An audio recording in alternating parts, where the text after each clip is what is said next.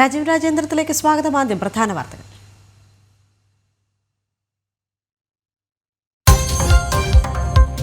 പശ്ചിമ ബംഗാളിൽ സമാധാനം ഉടൻ പുനഃസ്ഥാപിക്കുമെന്ന് ഗവർണർ CV ആനന്ദ് ബോസ്. മാൾഡയിലെ സംഘർഷബാധിത പ്രദേശങ്ങളിൽ ഗവർണറുടെ സന്ദർശനം. മുർഷിദാബാദും സന്ദർശിക്കും.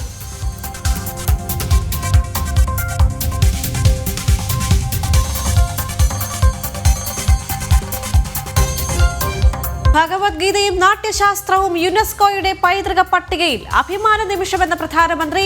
ഭാരതത്തിന്റെ പൈതൃകത്തിനും പാരമ്പര്യത്തിനുമുള്ള അംഗീകാരമെന്ന കേന്ദ്ര ടൂറിസം മന്ത്രി ഗജേന്ദ്ര സിംഗ് ഷെഖാവത്ത്.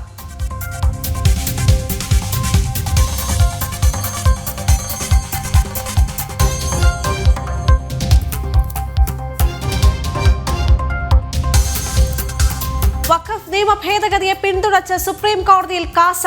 മുസ്ലിം ലീഗിന്റെ ഹർജിയിൽ കക്ഷി ചേരാനുള്ള അപേക്ഷ അംഗീകരിച്ച് കോടതി. വഖഫ് നിയമത്തിന്റെ ദുരുപയോഗം തുറന്നു കാട്ടാൻ തയ്യാറെന്ന് കാസ.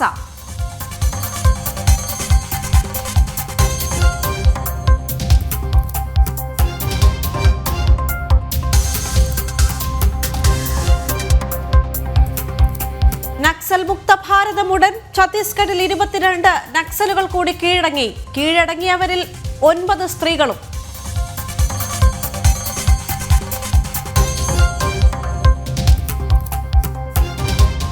ജഗൻമോഹൻ റെഡ്ഡിക്കും ഡാൽമിയ സിമന്റ്സിനും തിരിച്ചടി. 800 കോടിയുടെ സ്വത്തുക്കൾ പിടിച്ചെടുത്ത് ED. ഡാൽമിയയുടെ 793 കോടിയുടെ ഭൂമിയും കണ്ടുകെട്ടി. നടപടി 14 വർഷത്തിനു ശേഷം.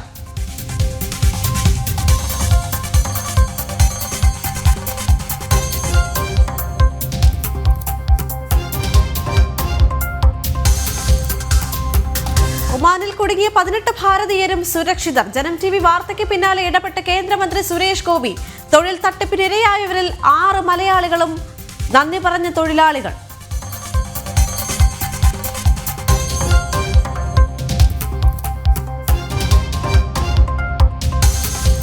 ഇറ്റാലിയൻ പ്രധാനമന്ത്രി ജോർജിയ മെലോണിക്ക് ഡൊണാൾഡ് ട്രംപിന്റെ പ്രശംസ. ഇറ്റലിയെ മികച്ച രീതിയിൽ മെലോണി നയിക്കുന്നെന്ന് ട്രംപ്. താരിഫ് വർധനയ്ക്കിടെ ട്രംപിനെ കാണുന്ന ആദ്യ യൂറോപ്യൻ നേതാവായി മെലോണി.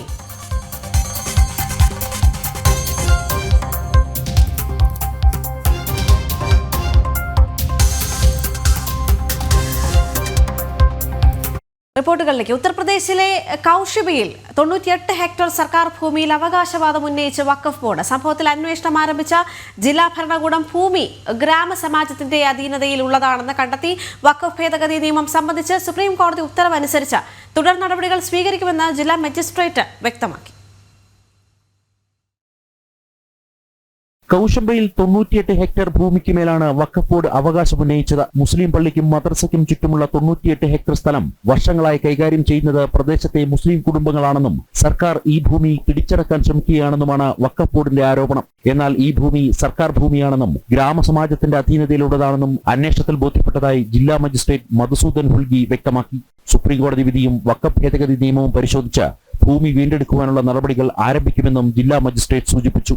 4398 संख्यात्मक है, 98 हेक्टेयर है, वो आइडेंटिफाइड है, परंतु इस पर टीम गठित होगा और शासन से निर्देश के अनुसार और सुप्रीम कोर्ट के ऑर्डर्स के अनुसार ही अग्रिम कार्रवाई. फिर मैं वही कहना चाहूंगा, टीम गठित की गई है और जो भी शासन से निर्देश आएंगे और सुप्रीം कोर्ट के ऑर्डर्स होंगे उसी क्रम में कार्रवाई. വഖഫ് നിയമം ഭേദഗതി ചെയ്തതിലൂടെ ഉത്തർപ്രദേശിൽ വഖഫ് ബോർഡ് അവകാശമുന്നയിക്കുന്ന ഭൂമികളിൽ 98% സർക്കാർ ഏറ്റെടുക്കുമെന്നാണ് റിപ്പോർട്ടുകൾ. അടുത്തിടെ 57,792 സർക്കാർ ഭൂമികൾക്ക് മേൽ വഖഫ് ബോർഡ് അവകാശമുന്നയിച്ചു. റാംപൂർ, ഹർദോയ് തുടങ്ങിയ ജില്ലകളിൽ സ്വകാര്യ വ്യക്തികളുടെ ഭൂമി പോലും വഖഫിന്റെ മറവിൽ കൈയേറാൻ ശ്രമിച്ചിരുന്നു.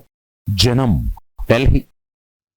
സ്വന്തം രാജ്യത്തെ ന്യൂനപക്ഷങ്ങളെ സംരക്ഷിക്കുന്നതിൽ ബംഗ്ലാദേശ് ശ്രദ്ധ കേന്ദ്രീകരിക്കണമെന്ന് ഭാരതത്തിന്റെ വിദേശകാര്യ മന്ത്രാലയം. മുസ്ലിങ്ങളെ പരിരക്ഷിക്കാൻ ഭാരതം തയ്യാറാകണമെന്ന് മുർഷിദാബാദ് കലാപത്തിന്റെ പശ്ചാത്തലത്തിൽ ബംഗ്ലാദേശ് മുഖ്യ ഉപദേഷ്ടാവിന്റെ പ്രസ് സെക്രട്ടറി നടത്തിയ പ്രസ്താവനയിലാണ് ഭാരതത്തിന്റെ മറുപടി. ജനാധിപത്യം ഉൾക്കൊള്ളുന്ന ബംഗ്ലാദേശ് സർക്കാരിനൊപ്പമേ ഭാരതം നിലകൊള്ളുകയുള്ളൂ എന്ന് വിദേശകാര്യ മന്ത്രാലയം വക്താവ് രൺദീപ് ജയ്സ്വാൾ വ്യക്തമാക്കി.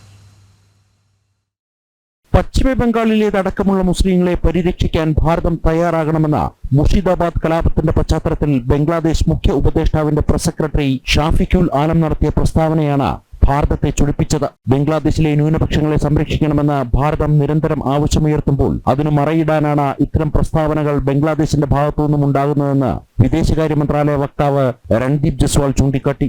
ബംഗ്ലാദേശിന്റെ പ്രസ്താവനയെ തള്ളി വിദേശകാര്യ മന്ത്രാലയം സ്വന്തം രാജ്യത്തെ ന്യൂനപക്ഷങ്ങളെ സംരക്ഷിക്കുന്നതിൽ ശ്രദ്ധ കേന്ദ്രീകരിക്കണമെന്നും തുറന്നടിച്ചു. ജനാധിപത്യം ഉൾക്കൊള്ളുന്ന ബംഗ്ലാദേശ് സർക്കാരിനൊപ്പമേ ഭാരതം നിലകൊള്ളൂവെന്നും വിദേശകാര്യ മന്ത്രാലയം വക്താവ് രൺദീപ് ജയ്സ്വാൾ വ്യക്തമാക്കി.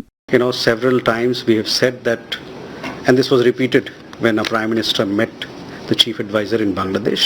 India looks forward to having a positive and constructive relationship with Bangladesh. We stand for a democratic, for an inclusive and for a prosperous Bangladesh. ഭാരതത്തിലെ വിമാനത്താവളങ്ങൾ വഴിയോ തുറമുഖങ്ങൾ മുഖേനയോ റോഡ് മാർഗമോ ബംഗ്ലാദേശ് നടത്തിയിരുന്ന ചരക്ക് നീക്കങ്ങൾ തടഞ്ഞ് central board of indirect tax and customs ഉത്തരവിറക്കിയത് ബംഗ്ലാദേശിനെ പ്രതിസന്ധിയിലാക്കിയിരുന്നു. ബംഗ്ലാദേശിന്റെ കയറ്റുമതി ഇറക്കുമതി മേഖലയിൽ നടത്തിയ സർജിക്കൽ സ്ട്രൈക്കിന് പിന്നാലെയാണ് ഭാരതത്തിനെതിരെ ആക്ഷേപങ്ങൾ നടത്താൻ ബംഗ്ലാദേശ് മുതിർന്നത്. ജനം, ഡൽഹി. ഭാരതത്തിന് അഭിമാന നേട്ടം. യുനെസ്കോയുടെ പൈതൃക പട്ടികയിൽ ഇടം നേടി ഭഗവത്ഗീതയും നാട്യശാസ്ത്രവും.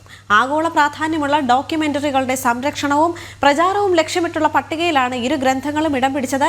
ഭാരതത്തിന്റെ കലാതീതമായ ജ്ഞാനത്തിനും സമ്പന്നമായ സംസ്കാരത്തിനും ലഭിച്ച അംഗീകാരമാണിതെന്ന് പ്രധാനമന്ത്രി നരേന്ദ്രമോദി പറഞ്ഞു.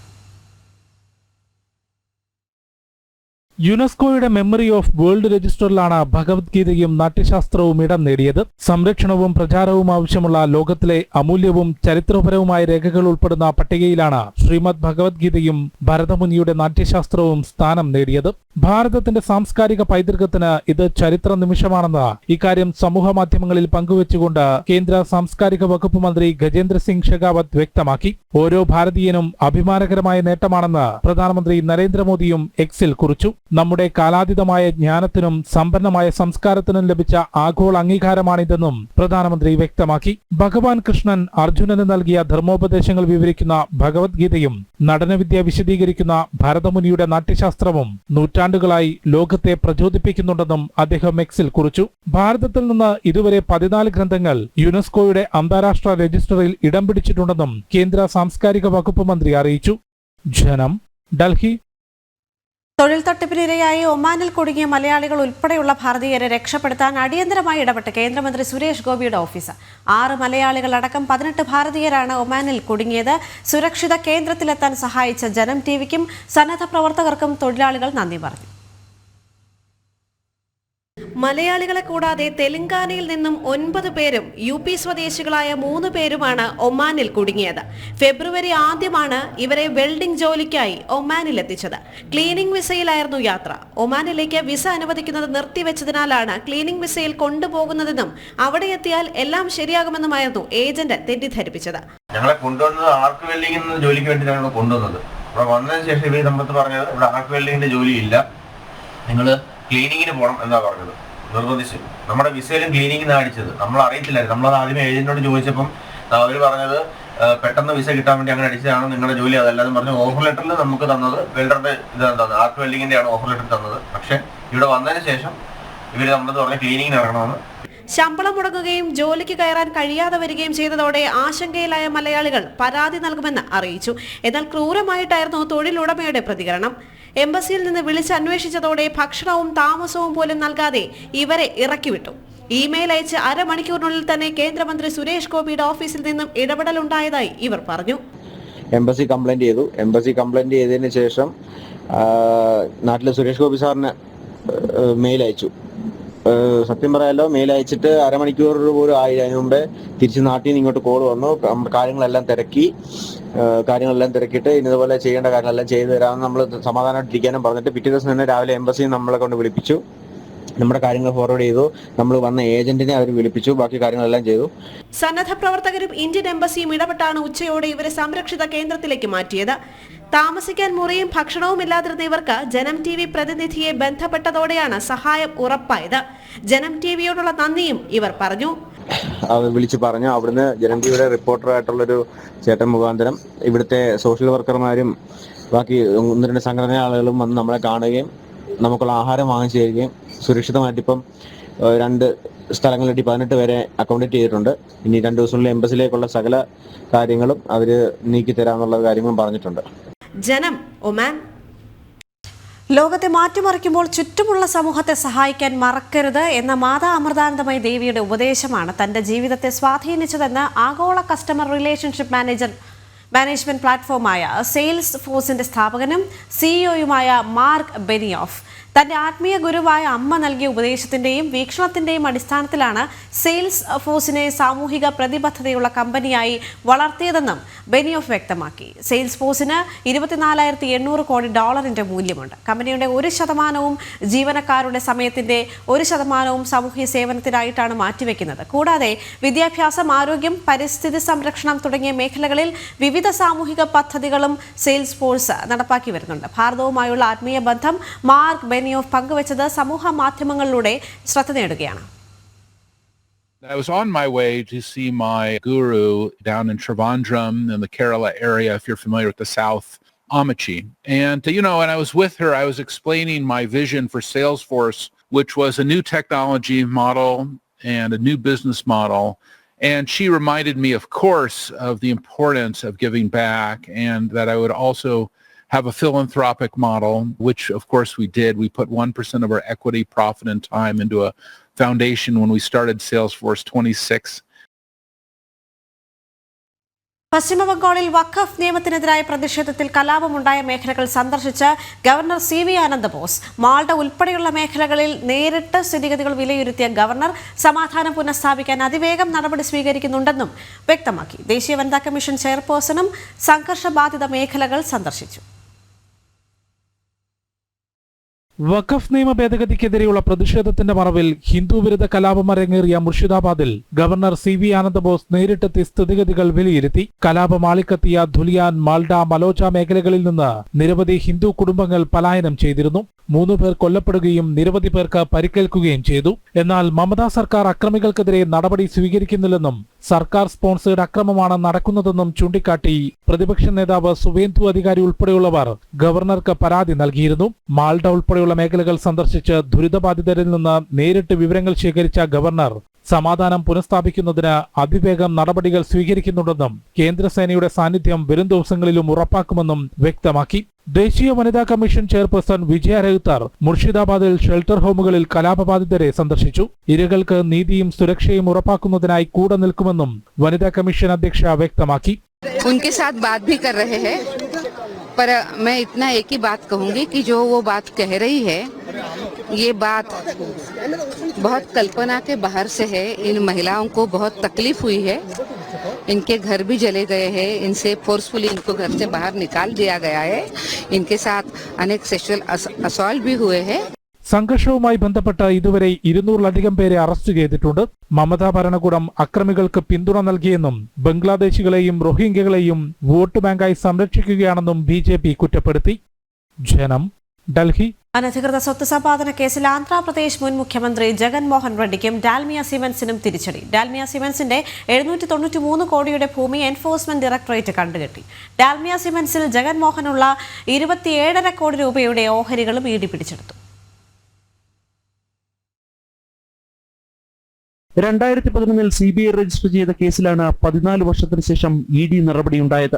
ജഗൻമോഹൻ റെഡ്ഡിയുടെ പിതാവ് രാജശേഖർ റെഡ്ഡി മുഖ്യമന്ത്രിയായിരുന്ന കാലത്ത് ജഗന്റെ ഉടമസ്ഥതയിലുള്ള ഭാരതി സിമന്റ്സ്, റഘുറാം സിമന്റ്സ് എന്നീ കമ്പനികളിൽ ഡാൽമിയ സിമന്റ്സ് നിക്ഷേപം നടത്തിയിരുന്നു. ഇതിനു പകരമായി ജഗൻ വഴി കടപ്പയിൽ 407 ഹെക്ടർ ഭൂമിയിൽ ഖനനാനുമതി ഡാൽമിയ സിമന്റ്സ് നേടിയെടുത്തതായാണ് CBIയും EDയും കണ്ടെത്തിയത്. 2010 ജഗൻമോഹൻ റെഡ്ഡി, വിജയ് സായി റെഡ്ഡി, പുനീത് ഡാൽമിയ എന്നിവർ ചേർന്ന് റഘുറാം സിമന്റ്സിന്റെ ഓഹരികൾ പാർഫിസിം എന്ന ഫ്രഞ്ച് കമ്പനിക്ക് വിറ്റിരുന്നു. ഇതിൽ നിന്ന് ലഭിച്ച 135 കോടി രൂപയിൽ 55 കോടി രൂപ ജഗൻമോഹൻ റെഡ്ഡിക്കാണ് ലഭിച്ചത്. ഈ പണം ഹവാല ഇടപാടിലൂടെയാണ് ഭാരതത്തിലേക്ക് കടത്തിയതെന്നും മൊത്തം ഇടപാടുകൾ അഴിമതി നിരോധന നിയമത്തിന്റെ പരിധിയിൽ വരുമെന്നും കേന്ദ്ര ഏജൻസികൾ കണ്ടെത്തി. ഇതിന്റെ തുടർച്ചയായാണ് 14 വർഷത്തിനു ശേഷം ഡാൽമിയ സിമന്റ്സിന്റെ 793 കോടി രൂപ വില വരുന്ന ഭൂമിയും ഡാൽമിയ സിമന്റ്സിൽ ജഗൻമോഹൻ റെഡ്ഡിക്കുള്ള 27.5 കോടി രൂപയുടെ ഓഹരികളും ED പിടിച്ചെടുത്തത്.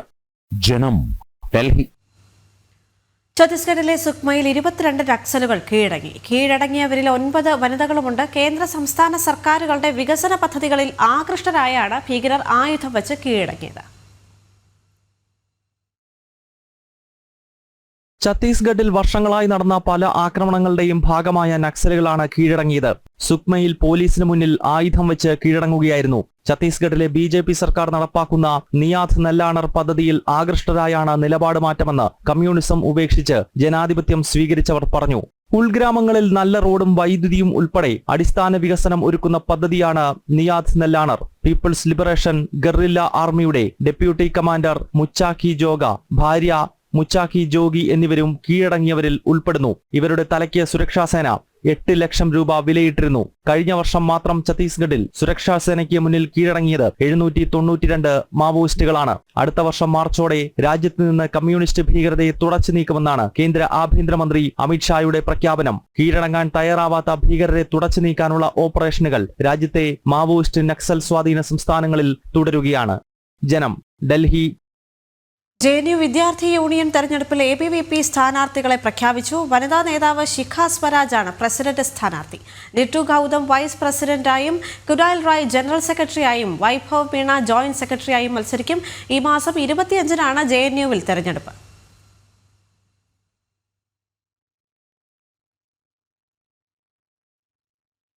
ഇറ്റാലിയൻ പ്രധാനമന്ത്രി ജോർജിയ മെലോണിയെ പ്രശംസ കൊണ്ട് മൂടി US പ്രസിഡന്റ് ഡൊണാൾഡ് ട്രംപ്. താരിഫുകൾ ചുമത്തിയ ശേഷം വ്യാപാരത്തെക്കുറിച്ച് ചർച്ച ചെയ്യാൻ ട്രംപുമായി കൂടിക്കാഴ്ച നടത്തുന്ന ആദ്യ യൂറോപ്യൻ നേതാവ് കൂടിയാണ് മെലോണി. വ്യാഴാഴ്ചയാണ് മെലോണി വാഷിംഗ്ടൺ സന്ദർശിച്ചത്. വ്യാപാര സംഘർഷങ്ങൾക്കിടയിൽ ശ്രദ്ധേയമായി മാറുകയാണ് ഇറ്റാലിയൻ പ്രധാനമന്ത്രി ജോർജിയ മെലോനിയുടെ US സന്ദർശനം. താരിഫുകൾ ചുമത്തിയ ശേഷം വ്യാപാരത്തെക്കുറിച്ച് ചർച്ച ചെയ്യാൻ ട്രംപുമായി കൂടിക്കാഴ്ച നടത്തുന്ന ആദ്യ യൂറോപ്യൻ നേതാവ് കൂടിയാണ് മെലോനി. വ്യാഴാഴ്ചയാണ് മെലോനി വാഷിംഗ്ടൺ സന്ദർശിച്ചത്. ഓവൽ ഹൗസിലെ പ്രസംഗത്തിനിടെ ട്രംപ് ജോർജിയ മെലോനിയെ പ്രശംസിച്ചു. In the meantime, it's an honor to have the Prime Minister of Italy with us, Prime Minister Meloni, who's doing a fantastic job. I would say that she has taken Europe by storm and highly respected. Everybody loves her and respects her, and I can't say that about many people. And she's become a friend, and we really have a great relationship between Italy and ourselves.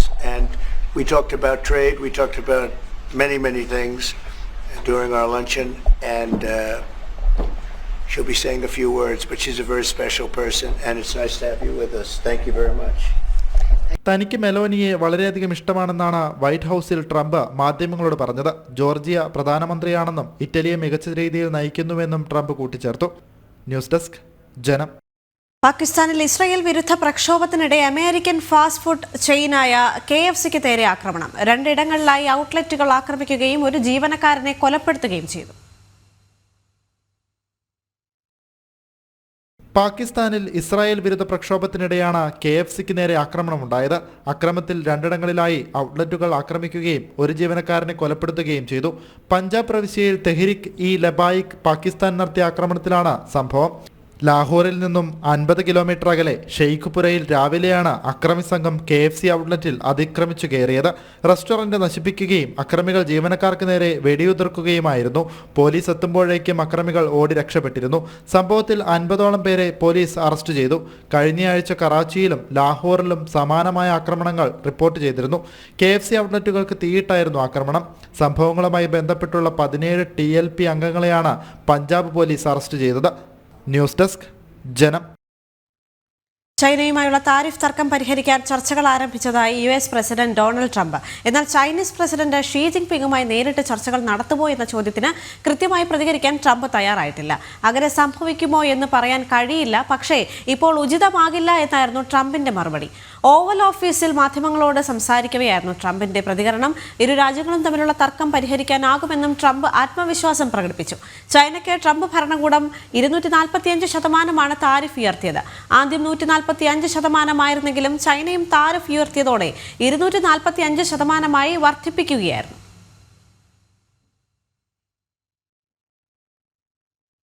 കീവിൽ Indian ഫാർമസ്യൂട്ടിക് കമ്പനിക്ക് നേരെ ആക്രമണം നടത്തിയെന്ന യുക്രൈന്റെ ആരോപണം നിഷേധിച്ച് Russia.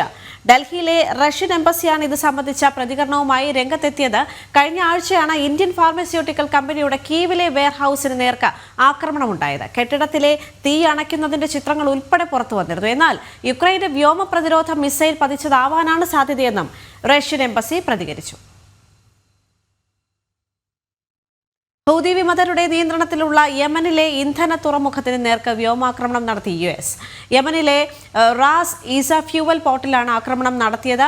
33 പേർ കൊല്ലപ്പെട്ടതായും നിരവധി പേർക്ക് പരിക്കേറ്റതായും അന്താരാഷ്ട്ര മാധ്യമങ്ങൾ റിപ്പോർട്ട് ചെയ്തു. ഹൂതി കേന്ദ്രങ്ങളെ ലക്ഷ്യമിട്ട് US നടത്തിയ ഏറ്റവും വലിയ ആക്രമണമാണിത്. ഹൂതികളുടെ ഇന്ധനവില ശൃംഖല തകർക്കുകയായിരുന്നു ലക്ഷ്യം. ആക്രമണം US സെൻട്രൽ കമാൻഡും സ്ഥിരീകരിച്ചിട്ടുണ്ട്. ഹൂതി കേന്ദ്രങ്ങളെ ലക്ഷ്യമിട്ട് US നടത്തിയ ഏറ്റവും വലിയ ആക്രമണമാണിത്. കഴിഞ്ഞ മാസമാണ് ചെങ്കടലിലെ ചരക്കുനീക്കം തടസ്സപ്പെടുത്തുന്ന ഹൂതി വിമതർക്കെതിരെ അമേരിക്ക ആക്രമണം ആരംഭിച്ചത്. കഴിഞ്ഞ ആഴ്ച നടന്ന ആക്രമണത്തിന്റെ തുടർച്ചയാണ് റാസ് ഈസ ഫ്യൂവൽ പോർട്ടലിലെ ആക്രമണം. അവസാനം നടത്തിയ ആക്രമണത്തിൽ 33 പേർ കൊല്ലപ്പെട്ടതായും നിരവധി പേർക്ക് പരുക്കേറ്റതായും അന്താരാഷ്ട്ര മാധ്യമങ്ങൾ റിപ്പോർട്ട് ചെയ്തു. മാർച്ചിൽ നടത്തിയ ആക്രമണത്തിൽ 50 ഹൂതികൾ കൊല്ലപ്പെട്ടിരുന്നു. ഹൂതികളുടെ ഇന്ധന വിതരണ ശൃംഖല തകർക്കുകയായിരുന്നു ആക്രമണത്തിന്റെ ലക്ഷ്യം. വാണിജ്യ കപ്പലുകൾക്ക് നേരെ ആക്രമണം നടത്തുന്ന ഹൂതികളെ തുടച്ചു നീക്കുമെന്ന് US പ്രസിഡന്റ് പ്രഖ്യാപിച്ചിരുന്നു. ഇനിയും ചരക്കു കപ്പലുകൾക്ക് നേരെയുള്ള ഹൂതി ആക്രമണം അവസാനിപ്പിച്ചില്ലെങ്കിൽ ആക്രമണം കടുപ്പിക്കാനാണ് അമേരിക്കയുടെ നീക്കം. ഇന്റർനാഷണൽ ഡെസ്ക് ജനം. വളരെ പ്രധാനപ്പെട്ട ഒരു വാർത്തയിലേക്ക്. JNU വിദ്യാർത്ഥി യൂണിയൻ തെരഞ്ഞെടുപ്പ് മാറ്റിവെച്ചതായി സൂചന. ഇടത് വിദ്യാർത്ഥികളുടെ സഖ്യം പിരിഞ്ഞത് തെരഞ്ഞെടുപ്പ് മനഃപൂർവ്വം വൈകിപ്പിക്കാനാണ് എന്നാണ് ആക്ഷേപം. വിവരങ്ങളുമായി ഗൗതം അനന്തനാരായണൻ ചേരുന്നുണ്ട്. ഗൗതം, ഈ ഒരു ഘട്ടത്തിൽ സഖ്യം പിരിഞ്ഞതുകൊണ്ട് തെരഞ്ഞെടുപ്പ് മനഃപൂർവ്വം വൈകിപ്പിക്കാനുള്ള ഒരു സാധ്യതയാണ് കാണുന്നത് എന്നാണ് മനസ്സിലാക്കാൻ സാധിക്കുന്നത്. അവിടെ എന്താണ് സംഭവിക്കുന്നത്? മറ്റ് വിശദാംശങ്ങൾ.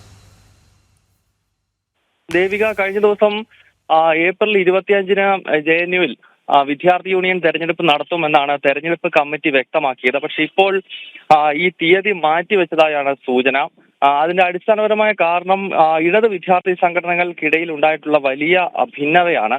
കഴിഞ്ഞ കുറെ നാളുകളായി ABVP ഈ ക്യാമ്പസിൽ കരുത്താർജിക്കുമ്പോൾ ABVPയെ പരാജയപ്പെടുത്തുക എന്ന ലക്ഷ്യത്തോടു കൂടി 2017 മുതൽ ഈ ഇടത് വിദ്യാർത്ഥി സംഘടനകൾ സംയുക്തമായാണ് മത്സരിച്ചിരുന്നത്. SFI, ഐസ, DSF, അതോടൊപ്പം തന്നെ AISF തുടങ്ങിയ വിദ്യാർത്ഥി സംഘടനകളുടെ സഖ്യമുണ്ടായിരുന്നു. ആ സഖ്യമാണ് ABVPയെ പരാജയപ്പെടുത്തിയത്. ഒറ്റയ്ക്ക് മത്സരിച്ചാൽ സ്വാഭാവികമായും ABVP JNUവിൽ വിജയിക്കുക തന്നെ ചെയ്യും. പക്ഷേ ഈ വർഷവും ഇപ്പോൾ ABVPയുടെ വിജയം ഏതാണ്ട് സുനിശ്ചിതമായ പശ്ചാത്തലത്തിൽ നിലവിൽ ഇടത് സഖ്യം രൂപപ്പെടുത്താൻ കഴിയുന്നില്ല. ഇടത് വിദ്യാർത്ഥി സംഘടനകൾക്കിടയിൽ വലിയ തോതിലുള്ള ഭിന്നിപ്പ് രൂപപ്പെട്ടിരിക്കുകയാണ് വിവിധ വിഷയങ്ങളിൽ. പ്രത്യേകിച്ച് ഈ 4 പ്രധാനപ്പെട്ട സീറ്റുമായി ബന്ധപ്പെട്ടാണ് കടുത്ത അഭിപ്രായ വ്യത്യാസം നിലനിൽക്കുന്നത്. ഈ പശ്ചാത്തലത്തിൽ ഇടത് വിദ്യാർത്ഥി സംഘടനകളെ സഹായിക്കാൻ വേണ്ടി ഈ തെരഞ്ഞെടുപ്പ് കമ്മിറ്റി ബോധപൂർവം തെരഞ്ഞെടുപ്പ് നടപടിക്രമങ്ങൾ വൈകിപ്പിക്കുന്നുവെന്നാണ് നമുക്ക് ലഭ്യമാകുന്ന വിവരം. കാരണം 25-ന് പ്രഖ്യാപിച്ച തെരഞ്ഞെടുപ്പിന്റെ മറ്റ് ചട്ടങ്ങൾ പാലിക്കപ്പെടുന്നില്ല. ഈ തെരഞ്ഞെടുപ്പ് ബോധപൂർവം വൈകിപ്പിക്കുകയാണ്. ശരി ഗൗതം, ഇടവേളയ്ക്ക് ശേഷം ജനം ഡിബേറ്റ് കാണാം. നമസ്തേ.